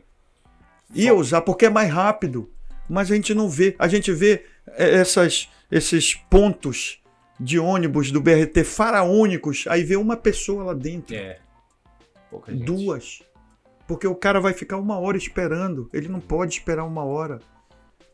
Gastaram bilhões já para ver uma estrutura dessa toda. E outra, o nosso projeto para Belém não era BRT, era VLT, que é por cima. Sim. Menos da metade do preço do BRT. Bastava construir os totens e o trem ia passar. Perfeito. E não ia alterar, não ia diminuir o tamanho da pista. Isso ainda como pode é ser no possível. mundo todo. Pois é, claro, isso ainda é possível. Claro que é possível. Mas Claro. será que o belenense está preparado para o metrô? Acredito que sim, é o metrô de superfície. Superfície. Que fala. Isso daí é o normal em toda grande cidade. Qualquer capital grande do mundo tem isso, cara. Isso é normal. Eu tenho algumas coisas que eu não aceito. Até porque a gente viaja muito pelo mundo e a gente não vê isso. A gente tem que trazer os bons exemplos do mundo. Se você for para os Estados Unidos, você nunca vai ver uma grande obra parar uma cidade. Você nunca vai ver uma empresa pintar ou tapar buraco nos Estados Unidos. Você não vê. Mas está tudo pintadinho e não tem buraco. Aí vai dizer, mas como assim? Eles trabalham de madrugada. Exatamente, que eu nunca entendi isso, né? Aqui tem que atrapalhar o trânsito. Acho que tem que mostrar para dizer, não, o prefeito... Lá é o contrário. Se atrapalhar, ele não se elege. A última vez que eu estive em Orlando, 2019... Estavam construindo lá em torno de uns 10 viadutos gigantescos no centro da cidade. E a gente não via um desvio, um engarrafamento por causa da obra. As empresas todas se adaptavam para não atrapalhar o trânsito, para não atrapalhar a cidade. É impressionante aqui no Brasil. Se não atrapalhar, não adianta. E é uma coisa que eu sempre me perguntei, por que o pessoal não faz obras de construção e tal, em vias, à noite? Liga o refletor lá. Eu duvido se não pagar 1 hora extra, não vai ter gente para trabalhar lá. Porque não aparece. Ele tem tem que mostrar pro eleitor dele que ele trabalha. 12:00 e 6 da tarde. Porque não tem esgoto. Porque fica embaixo da terra. Porque fica embaixo da terra. E ninguém vê. Uhum. E se você botar uma camada de asfalto, como foi feito na Almirante Barroso, todo mundo... Pô, esse prefeito está trabalhando. Porque 10% da população de Belém passa na Almirante Barroso por dia. Mas se você botar esgoto lá no buraco fundo, que só a comunidade vai saber... Ninguém de Belém vai saber. A Almirante Barroso foi asfaltada pra caramba, olha. Já. É verdade. É verdade. Pra eu sair da calçada, eu tenho que pular pra pista. Já tem várias camadas de É asfalto. muito Já dá para fazer o VLT sem precisar do totem. A Almirante Barroso foi muito asfaltada. E essa questão de trabalho também em vias, só me lembra uns anos atrás que teve no Japão, inclusive, creio que foi em Tóquio. 6 dias. Um concerto. buraco imenso, gigantesco num cruzamento lá, rapidinho trabalhando direto. E lá ele ainda pediu desculpa pelo tempo. Pelo tempo demorado. Me perdoa. Igual aqui. É Verdade. Aqui o fato, né, não só... Agora, eu vou dizer o que acontece. Eu posso estar errado, tá? Sim. Eu nunca fui prefeito também, Sim. nunca fui Pois é, administrador. aí que tá a linha da minha Mas pergunta. eu tenho certeza que se houver uma... Eu vou dar um exemplo. Eu não vou citar, não vou ser muito específico. para manter um certo sigilo. Mas várias empresas que prestam serviço em Belém, quando eu estava no segundo turno e que tinha com grandes possibilidades de ganhar, chegaram comigo e disseram assim, com malas de dinheiro vivo, e disseram assim, tá aqui, mas não mexa conosco, mantenha meu contrato. Como eu falo, não era para pegar aquele dinheiro na minha casa, era para pegar uns 50 milhões num banco na Suíça, se eu fosse bandido ou pilantra. Porque as propostas que vieram, agora eu sei porque os políticos se matam para ir para o segundo turno. Porque as propostas que vieram foram propostas indecentes, tudo em dinheiro vivo. E eu não peguei um centavo de dinheiro que tinha contrapartida. Mandei devolver dinheiro que depositaram na nossa conta, porque a gente não sabia de quem tinha depositado, para depois não irem dizer que era de bandido. Se você vê minha conta corrente, pode pegar minha conta de banco e veja se tem milhões na minha conta. Não tem dinheiro. Meu dinheiro é meu salário. Não tem mais do que isso. Uma vez ou outra, vende um carro, claro, cai um dinheiro ali, mas depois eu compro o carro, vai tudo embora. Não tem. Eu não tenho um centavo em nenhum banco, nenhum paraíso fiscal. Era para me estar milionário. Você não tem ideia. Belém tem 4 bilhões o orçamento anual. Multiplique isso por 4. 16 bilhões. Vejam quantos contratos tem milionários. Aí vocês têm uma ideia. Vejam quantas empresas estão aí há décadas. Sim. E aí é só fazer um cálculo rápido aí, uma regra de 3 simples, porcentagem, você vai ver quanto é oferecido. E fica aquelas perguntas, pra gente não entrar tanto assim em algo tão específico, mas o pessoal que está assistindo, que mora em Belém, que depende principalmente do ônibus, né? Do condução pública, é só você ver. Eu, por exemplo, desde criança, toda vez, vamos aumentar o preço da passagem, vai melhorar para comprar novos, nunca o ar-condicionado nunca saiu. Esse ar-condicionado nunca chega. Manaus tem, Fortaleza tem. Tem outra, do ônibus, vamos falar de ônibus. Fortaleza, na época, 2020, tinha o preço da passagem de Belém, mas tinha ônibus novo, ar-condicionado, ônibus novo. Aí dizia assim, peraí, mas o ônibus de Belém é velho, sem ar-condicionado, é o mesmo preço de Fortaleza? Como eles conseguiram? É um dos nossos projetos que eu falei mas continua, está na gaveta, vai ser desengavetado, que ano que vem tem eleição. Mudar o sistema de semáforo de Belém. Só nisso, que é o que ia ser feito no BRT. Botar sinais inteligentes. Botar a via do ônibus com sinais inteligentes para evitar que o ônibus fique naquele freia, anda. Economiza combustível. Só na economia de combustível que as empresas de Fortaleza tiveram, elas conseguiram manter o preço. Foi muito grande a economia de combustível. Então, existem vários... muita coisa que se pode fazer por uma cidade para transformar. Essas empresas que vieram... Belém ia se transformar num canteiro de obras. Sem dinheiro público. Sem dinheiro público. Por exemplo, uma coisa que eu falo, e eu vou voltar a falar, o nosso Bosque Rodrigues Alves. Eu lembro quando era criança, era um dos melhores lugares de Belém pra gente ir. Eu andava naquela canoa que eu ficava maravilhado. Estou reformando lá. Aí hoje, tá na mão da prefeitura, abandonado. Você vai lá, não tem nada. Aquilo ali era para ser feita uma concessão, onde a empresa ou o grupo que ganhasse tinha que transformar num zoológico amazônico para atrair turista tanto daqui como de fora, com restaurantes, com shows, com tudo isso, fazer um contrato de concessão e ela ia gastar só dinheiro deles, PPP. Ia dizer, tá aqui, você tem 10 anos para reaver o dinheiro, mas tem que fazer as obras, limpeza, o zoológico amazônico, restaurantes, contratação, tudo. Pessoal daqui. O dinheiro hoje que gasta com a reforma do bosque poderia ser usado para melhorar as escolas, botar a escola 24, escola de tempo integral que a gente tinha. Sim. Mas a prefeitura tem que tirar dinheiro para reformar o mercado de São Brás, para reformar o bosque. Não precisava. Era para a gente ter o mercado de São Brás como um ponto turístico, talvez melhor do que a Estação das Docas. Sim. Você sabia que aquela caixa d'água lá na frente foi feita pelo mesmo construtor da Torre Eiffel? Nós temos um projeto, eu não falo tínhamos porque está vindo em 2024. Nós temos um projeto para colocar um aplicativo no celular de todo mundo. Belém. Iria bolar, mas bota Belém. E aí, nesse aplicativo, clica. Como é hoje? Hoje, se você tem... Eu tenho um aplicativo da Unimed. Eu marco consulta, eu marco exame, eu marco tudo. Eu puxo o boleto, tudo que eu quiser. A única coisa que eu não faço com o meu celular é pagar. Eu tô pagando agora com Pix. Unimed, patrocina nós, hein? Unimed aí, propaganda. Então, a gente ia fazer nesse tipo para Belém. Aí ia ter lá turismo. Aí a pessoa ia entrar no turismo, no ícone do turismo. Sim. Clique. Aí ia dizer, pô, vá lá na caixa d'água. Você sabia que o relógio da Praça do Operário só tem 3 no mundo? Um deles é o Big Ben. Ninguém sabe. Ia botar isso daqui.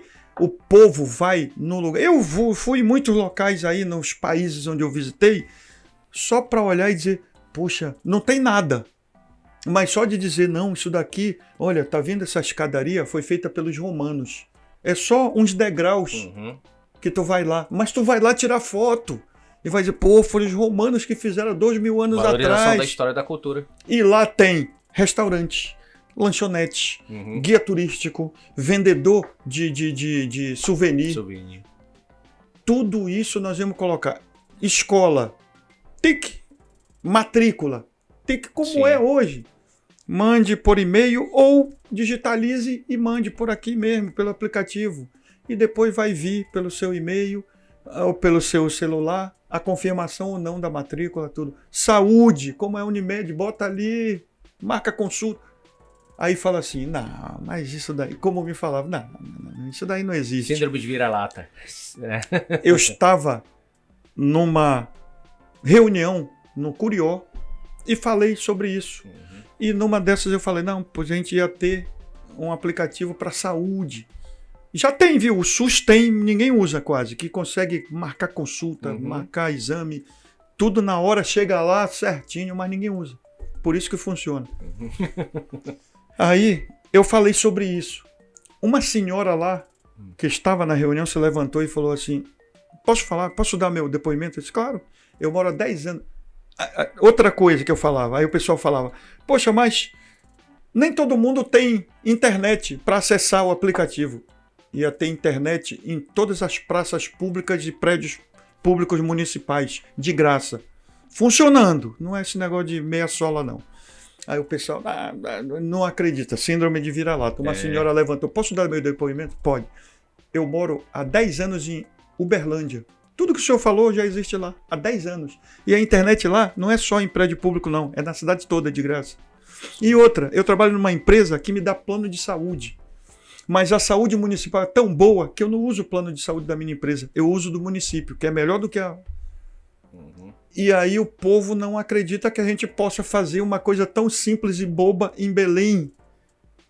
E que todo mundo usa, internet todo mundo usa. Eu não... Olha, eu vou dar um exemplo hoje que eu fico doente dessas coisas. A gente tem um projeto de transformar Belém numa cidade inteligente que não é difícil. O que é transformar Belém numa cidade inteligente? É isso, botar um aplicativo onde você vai, poxa, eu esqueci de pagar o IPTU, deixa eu pegar meu boleto já com juro, tic, tic, tic, tic, pagar com Pix, tic, nem imprime, não gasta nem papel. Sim. Vai fazer isso. Você tem que ir, eu não sei como é que tá hoje, 2020, você tinha que ir lá no comércio, perder o dia todo, ser mal atendido, e no final o cara ainda falava às vezes assim, não é aqui, o senhor tem que ir lá do outro lado, lá na outra, porque a Secretaria de Finanças é dividida em 3, eu não sei porquê, eu acho que por causa de aluguel, alguém está ganhando aluguel. Nós temos um projeto de juntar a cidade administrativa. Sim, muito bom. É importante. De juntar todos os órgãos que precisam. No Detran tem uma fila para pegar a fila. Eu passo. Fila da fila. É a fila da fila. Eu estava morando num prédio ali na Lomas e tem um crash lá. Sim. Eu ia deixar meus filhos pro colégio 6 horas da manhã, 6h30. Todos os dias eu via gente dormindo na fila Isso é uma coisa para absurda. pegar senha. Absurda. Eles ficavam dormindo na fila para pegar senha e era limitado. A maioria daquelas pessoas ali não ia conseguir a senha. Isso é absurdo, isso não é para Eles existir estão mais. nos anos 90. Isso 80. daqui é para ser aqui. Com certeza. É para ser pelo celular, pelo e-mail. E vem a confirmação e tá tudo. É assim que funciona. Isso é difícil? Será que é difícil de Talvez fazer? boa vontade, talvez falte. Agora, lá, eles conseguem ter o contato Uhum, com o eleitor uhum, e conseguem, sabe, manipular, talvez. sim. Sabe? Mal eles sabem que se eles fizerem por aqui, eles vão ganhar 100 vezes mais eleitores do que cada um que está indo lá na fila. Uma das críticas que eu ouvi muito na época da sua candidatura à prefeitura é que o senhor falava muito sempre de empresário, tudo envolvia empresário, tudo era empresário, E o trabalhador não. e o trabalhador não. A gente ia transformar ali o Distrito Industrial de Coraci, que hoje tem pouquíssimas indústrias, só madeireira e transportadora, basicamente. Indústria em si, pouquíssimo. A gente ia transformar num distrito industrial, ia trazer empresas do Brasil todo. Uma das empresas que a gente já tinha até conversado era uma empresa de trabalhar com couro, porque lá tem um curtume. Aí o que acontece? Eles trabalham o couro, mas trabalham só para transformar o couro numa commodity, numa matéria-prima bruta. Manda para o Rio Grande do Sul. O Rio Grande do Sul pega aquele couro que ele comprou por X, transforma em bolsa, sapato, cinto, carteira, manda de volta e vende por 10x aqui em Belém, e a gente vai comprar aquele couro, aquela bolsa, aquele sapato, que o couro saiu daqui de Coraci e voltou agora 10 vezes mais o preço. Manufaturado. Nós íamos trazer uma empresa, botar lá do lado, a gente ia... a empresa ia ter comodato do terreno. O que é o comodato? É o Estado ceder o terreno, emprestar, vou dizer mais assim. Tá, o terreno está emprestado para ti por 10 anos, 20 anos, mas tu tem que gerar 500 empregos e tem que pagar o imposto em dia. Íamos dar um desconto no imposto, porque só de estar gerando 500 empregos num lugar onde só tem rato e cobra, que não gera um centavo, já para mim já é lucro. Aí vem a pergunta: quem montaria essa empresa? Eram os trabalhadores? Iam se juntar um monte de trabalhador, iam conseguir 100 milhões de reais e iam montar essa empresa?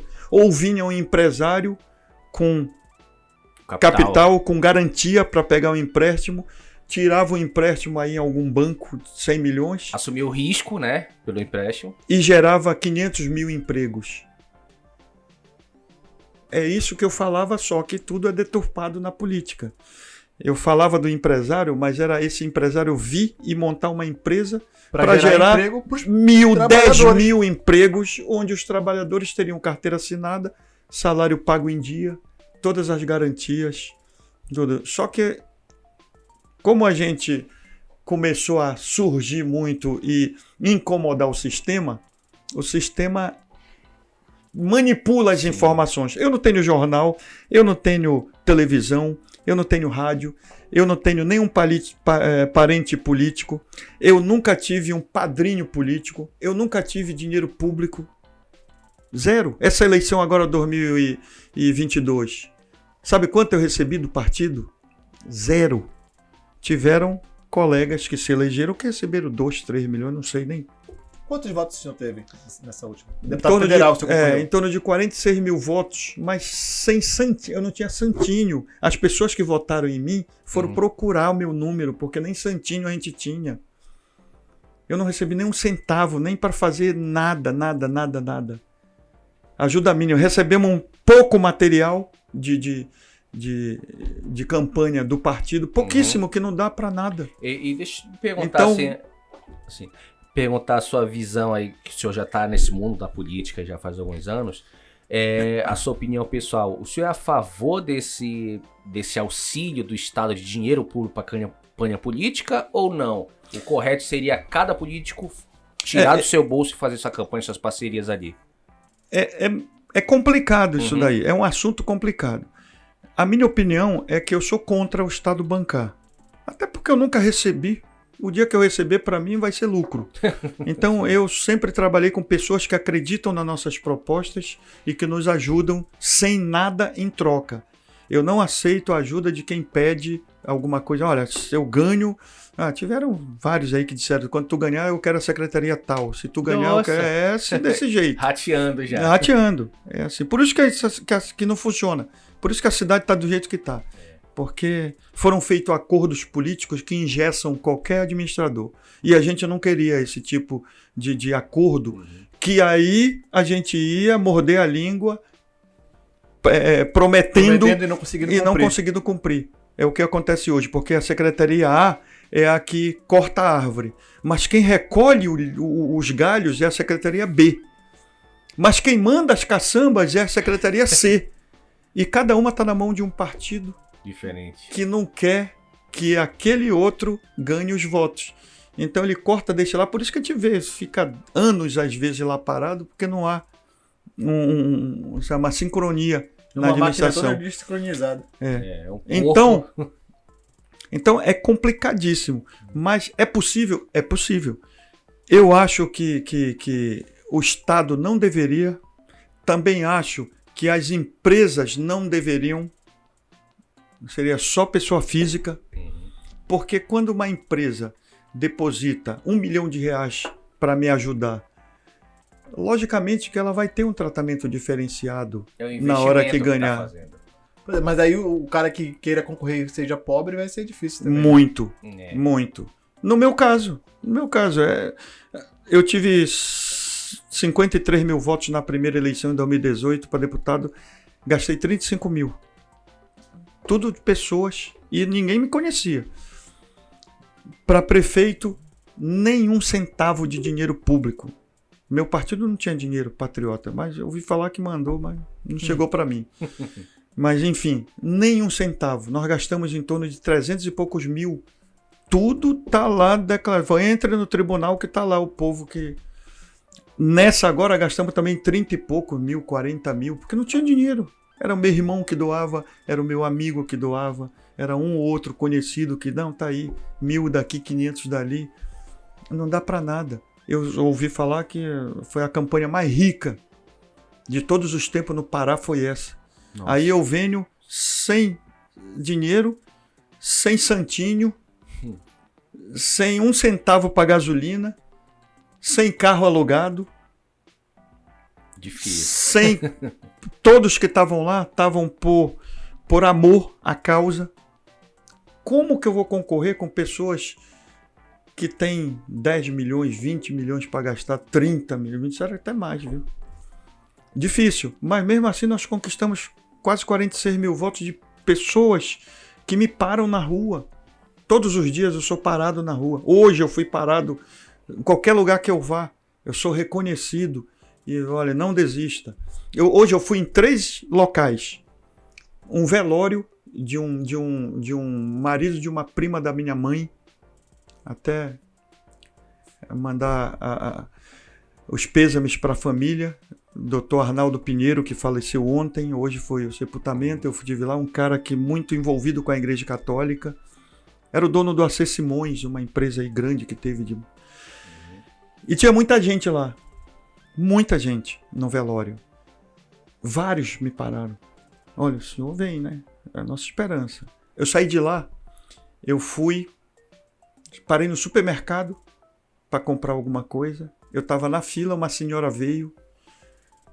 Só queria lhe falar que minha família toda votou no senhor e nós vamos votar sempre que o senhor vier candidato. Eu saí de lá, teve mais um local que eu fui parado e também me cobraram vir candidato. Não sou eu que, olha, eu vim candidato, eu preciso do seu voto.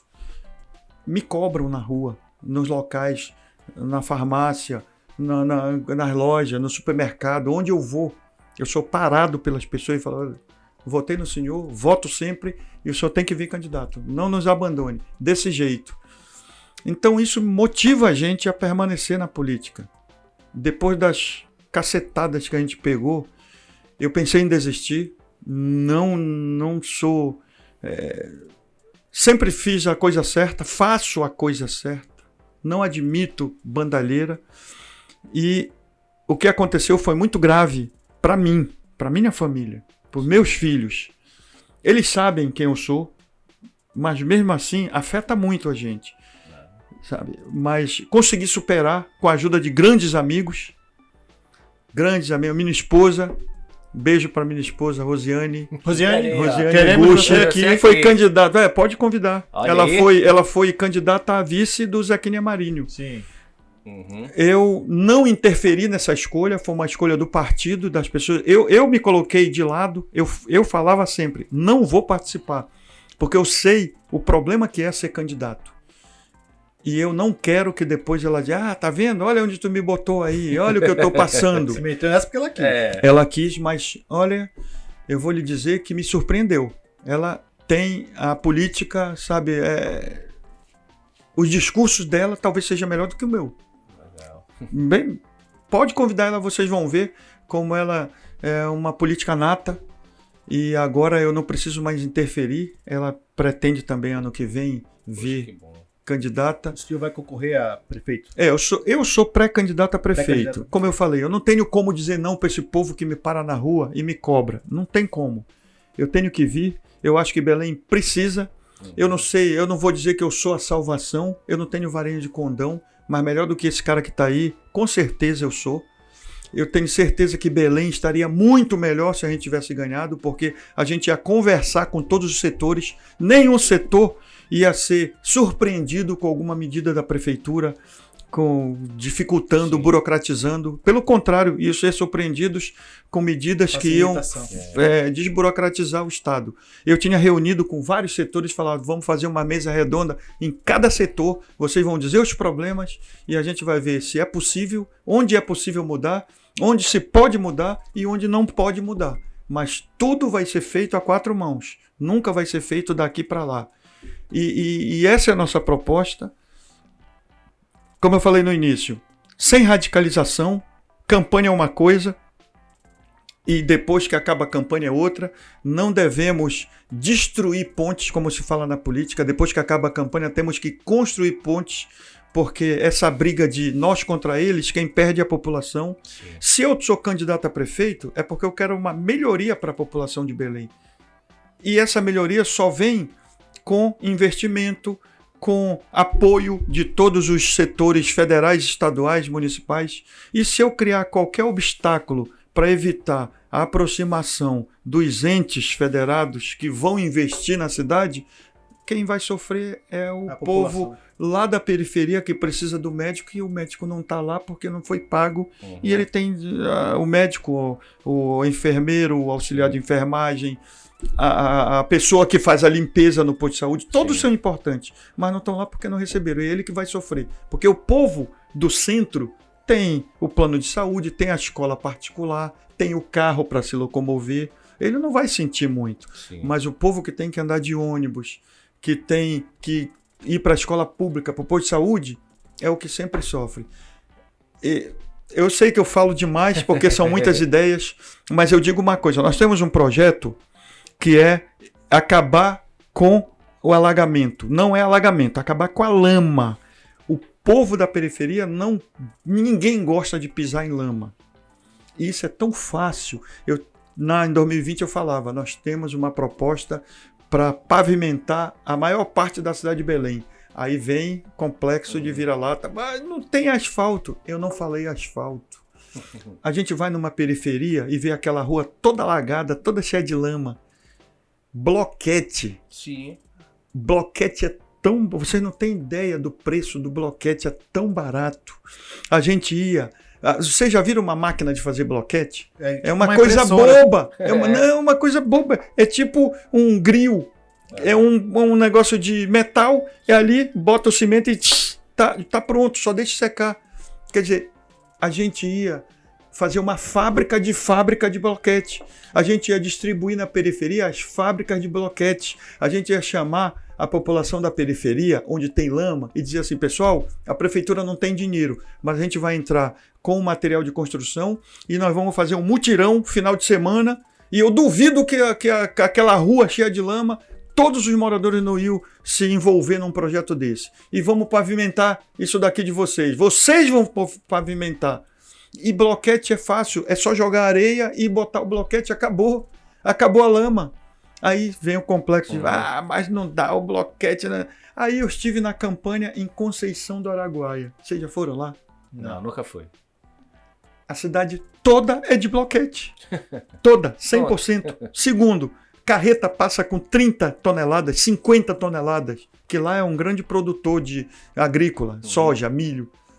E a cidade perfeita, toda em bloquete. Eu disse, tá vendo? Funcionaria. Perfeito. Quanto tempo a gente tem, Diego? Já passamos aqui, 1h21. 1h21. Olha, antes de a gente partir para encerrar aqui nosso podcast, o senhor está dizendo que vai concorrer a prefeito. Eu quero que o senhor me faça um... Sou pré-candidato. Pré-candidato. Né? Quero que o senhor faça uma promessa. São duas promessas que eu quero. Não. Eu já Tá, sei qual é a só rápido. Eu não faço promessa. Eu acho que promessa é para não ser cumprida vindo de um político. Como eu me considero hoje um político, eu faço compromisso. Ok. Então eu quero que... Não, o senhor pode dizer não. É um compromisso que eu vou jogar aqui. Vocês são dois. O primeiro é... Eu moro... Não vou falar de mim. Eu vou puxar... Cuidado. Sim, eu moro numa Alameda...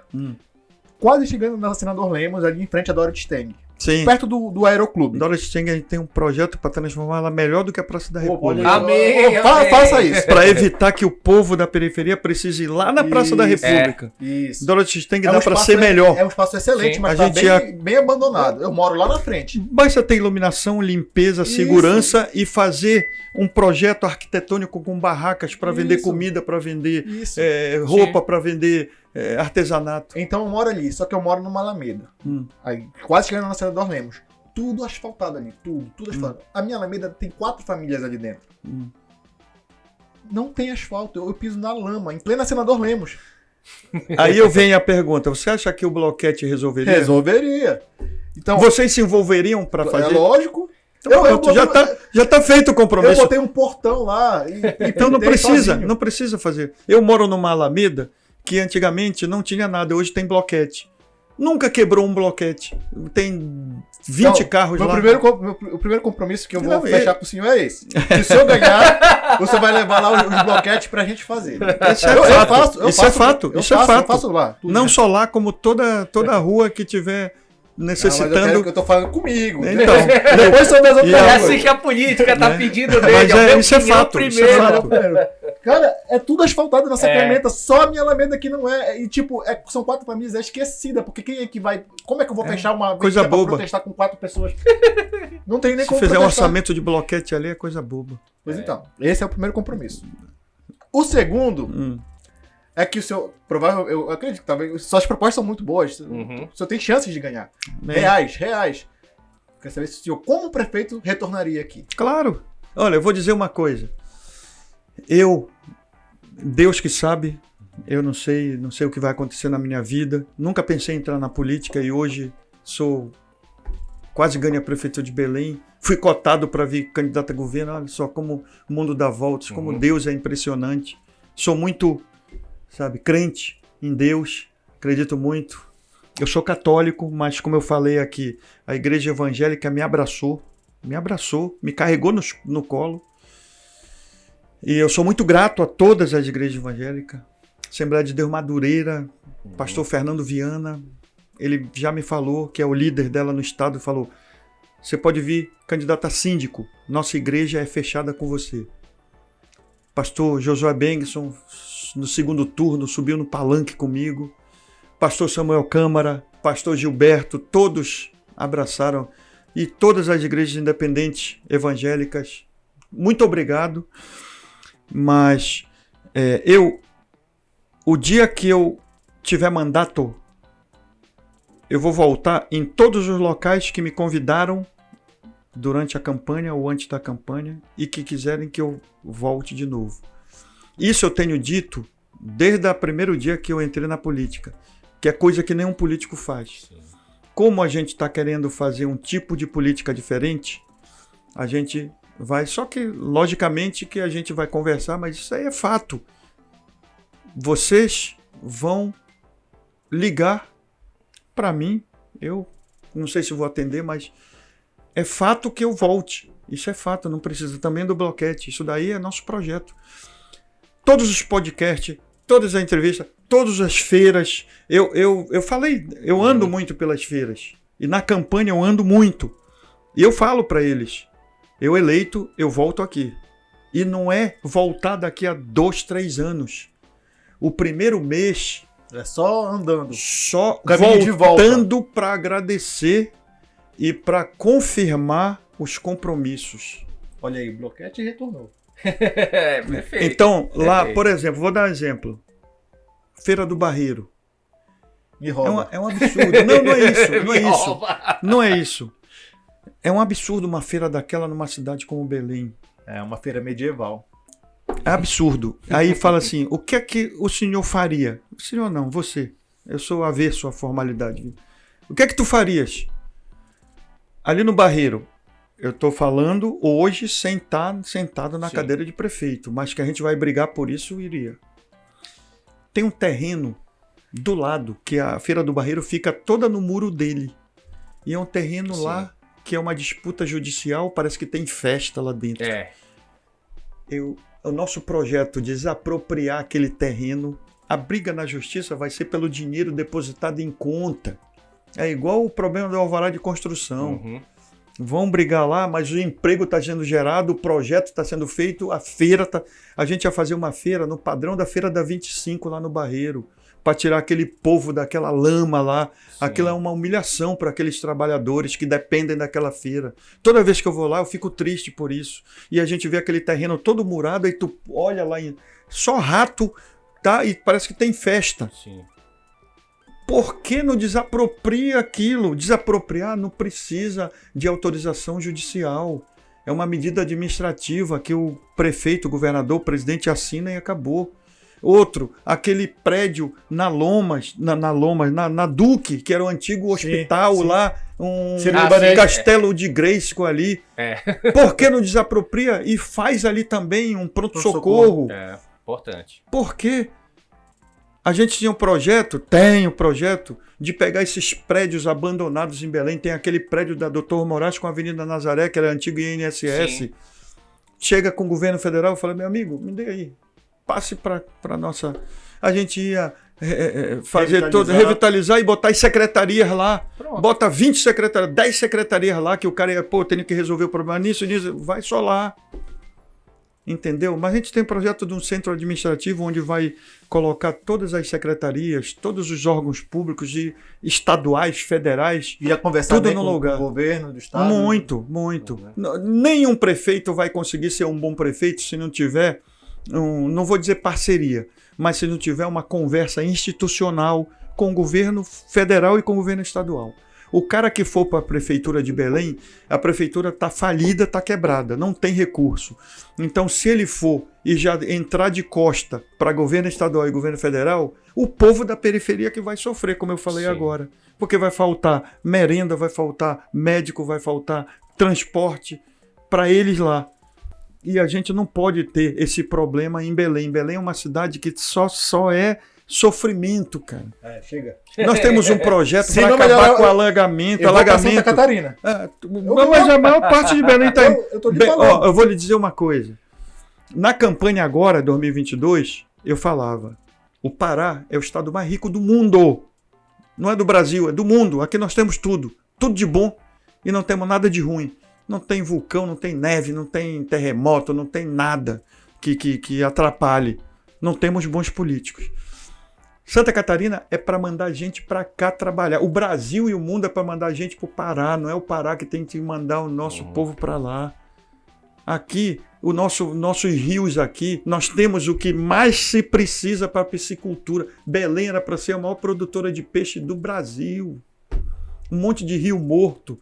É só chamar essas comunidades, formar cooperativa. Quantas comunidades que estão aí passando fome, sem ter uma renda, e a gente com um projeto de piscicultura para montar. Aí as empresas de pesca passaram 2 anos à míngua, porque quando os barcos saíam, não vinha pescado e não sabia o motivo. E as nossas águas aqui não precisa sair um barco para produzir. Tudo lá. Uma Bem, benção. ideias não faltam. A última. Fale.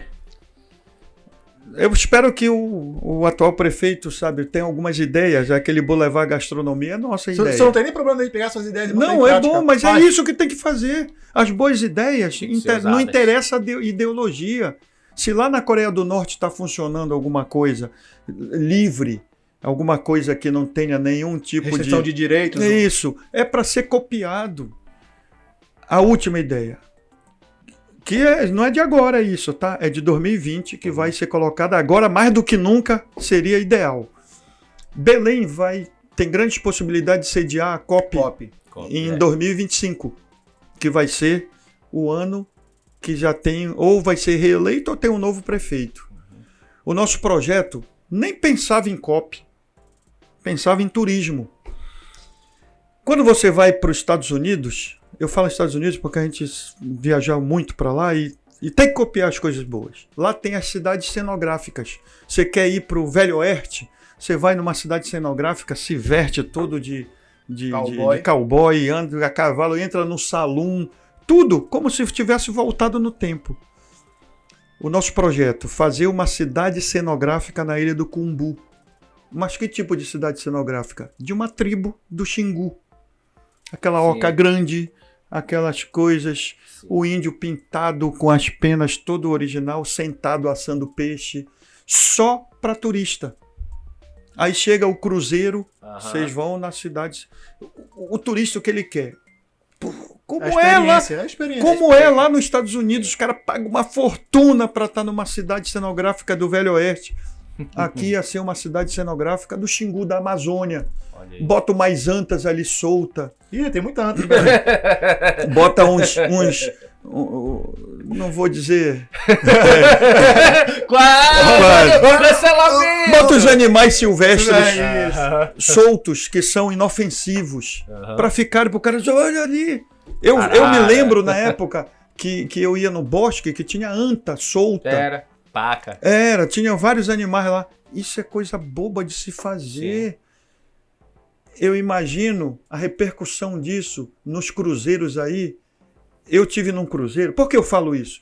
Eu estive num cruzeiro como policial federal, que temos que carimbar a entrada de todo mundo. E eu passei vários dias num cruzeiro. E numa manhã, um cruzeiro só de milionário. E numa manhã, a gente tomando café, eu vi aquele barulho. Tá, isso nunca pensei em política, tá? Isso tem 10 anos atrás, talvez até mais. E eu vi aquele burburinho e eu olhei e disse, cara, tá tendo briga ali. Será barraco de milionário americano e europeu. Vou lá pra perto. Vou lá ver o que é. Vou ver o que é. Quando nós chegamos lá, o que era? Eles queriam tirar uma foto, estavam se dando cotovelado para tirar uma foto de uma borboleta que pousou no navio. Desse tamanho, uma borboleta. E eles, Amazônia! Amazônia! Eu fiquei olhando aquilo e digo, é muito dinheiro que a gente deixa de ganhar. Com certeza. Os caras tirando foto de uma borboleta que pousou dentro do navio. Você lá em casa eu matava. Imagina uma cidade cenográfica onde eles vão ver a Amazônia que eles veem na televisão na vida real. Meu amigo, vou lhe dizer uma coisa. Não ia ter que fazer fila para empregar índio para ir para lá, só para sentar e ficar assando peixe, comendo e deitado na rede o dia todo. E esse projeto seria interessante porque tem outras cidades do Brasil isso, e ali, não sei se na Praça da República ou perto ali do Teatro da Paz, seria interessante fazer uma coisa mais da Belle Époque, aquelas roupas de época, o pessoal... Não, isso daí, o nosso projeto para isso é lá no Feliz Lusitânia. Sim, naquele espaço. Ali no Forte do Castelo, sim. O nosso projeto é os guardas com a roupa de 1700, lá dentro restaurantes e as lojas de artesanato, tudo de época. Muito tudo. Ali todo, dá para fazer a Casa das 11 Janelas, aquele ali dá para fazer tudo de época. Sim. De noite, ter banda da Guarda Municipal tocando, ver uns teatro da época. Fazer algum teatro, tipo, mostrando como é a cabanagem, mas todo mundo vestido. Sim. Trazer uma caravela para passeio, mas uma caravela da época. Isso a gente vê em outros lugares, uma caravela para o cara dar uma volta na Baía do Guajará com os marujos, tudo de época, é coisa boba. Eu paguei, é coisa boba. Eu paguei R$60 para andar no navio pirata lá em Santa Catarina. É coisa boba. Não, então não era pirata. Mas tomei rum. Então, coisa boba. É. E aí vem o complexo do vira-lata que fala que não dá. Não, Eu não aceito Eu isso. acho que tudo dá. Agora, tipo, tem a Belém das novas ideias do discurso, do marketing, e uma Belém de uma nova... Mas vamos ver o seguinte, o que eu falei em 2020. O atual prefeito já tinha sido prefeito. Então era uma tragédia anunciada. 2 vezes. Eu nunca sentei numa cadeira. O que é que custa dar uma chance? Se der errado, como tá dando errado agora, muda, meu amigo. Se é pra apanhar, pô, vou apanhar de outra pessoa. Se é pra testar, vamos testar um novo, que pode dar certo, do que testar um que a gente sabe que não vai dar. O cara já é tragédia anunciada, cara. Então dê a chance para quem tem vontade de fazer a coisa acontecer. Porque eu acho que basta a vontade é o maior de todo. Principalmente para um prefeito. Para um presidente, para um governador, talvez não seja, mas para um prefeito é a vontade. Determinação. Ele tendo a vontade de assinar e dizer, pode fazer ali, faça aquilo. A maioria é o prefeito à vontade política. Ele vai ficar na mão de uma Câmara de Vereadores que ele vai ter que negociar, não tem jeito, agora como política eu sei, mas isso daí faz parte do processo. Paulinho da Força, que é o presidente do Solidariedade, eu jantei com ele em Brasília, ele falou, Gus, na política são 2 coisas que comandam. Se tu ganha, é essas 2 coisas. Se tu perde, é a falta dessas 2 coisas. Ou é conversa, ou é dinheiro, ou os 2. E é verdade. Na política, você tendo recurso, como eu não tive, se eu tivesse um mínimo do mínimo do mínimo de recurso, eu estava eleito deputado federal. Porque na rua a gente vê que o povo, muita gente não sabe nem que eu vim candidato a deputado federal. Sim. Muita gente não votou em mim porque não tinha meu número, que não tinha santinho. E eu bastava ter algumas pessoas contratar para distribuir santinho e dizer, pô, vota aí. Olha, não tem candidato? Não, tá aqui, ó, nós temos um voto. Só distribui santinho, que é o normal. Eu não tinha ninguém para distribuir santinho. E nós não tínhamos nem um centavo, era tudo no amor, como eu falei. E ainda tivemos pessoas que distribuíram, que disseram, eu vou lhe ajudar de graça. Como hoje me falam, eu vou ajudar de graça, porque querem a mudança. Mas tudo que eu falei aqui, eu volto depois de eleito, se Deus abençoar. Compromisso, mas a gente tem que fazer assim. Eu tenho que voltar 6 meses depois de estar eleito para ver o que foi feito. Porque daí vocês vão meter o pau e dizer, pô, não fez nada, pô. Nesses 6 meses a minha alamedinha boa. Agora, também eu vou querer dizer, pô, olha, o senhor cumpriu aí a grande parte. Eu não vou dizer cumprir tudo porque é complicado. Claro. 100%. Mas eu quero elogio, dizer, pô, olha, o senhor tá... Não, elogios devem ser feitos quando as pessoas merecem. Quando merecem. Honra quem tem honra. Inclusive, Edmilson, que é o nosso atual prefeito, querendo você aqui, a gente vai conversar uma conversa respeitosa, fazer os questionamentos, as perguntas. As portas estão abertas para todos os lados. Outro possíveis candidatos a prefeitos, né, pré-candidatos a prefeitos que queiram participar com a gente aqui, entre em contato na nossa DM, manda uma mensagem que você vai estar aqui sentado conversando com a gente aqui também. E eu estou à disposição, viu? Lógico. Não só agora, sempre que vocês quiserem, a gente combina um horário, quiser conversar.